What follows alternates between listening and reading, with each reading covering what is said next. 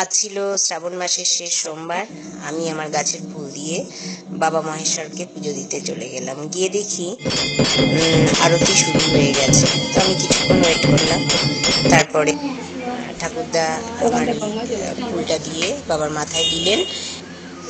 দুটো বাচ্চাকে উনি ঝাড়ফুঁক করলেন। তারপরে আমি অঞ্জলি দিতে শুরু করলাম। ঠাকুরদা মন্ত্র পড়লেন। ঠাকুরদার মন্ত্র শেষ হবার পরে আমাকে গাইড করছিল ময়নাদি।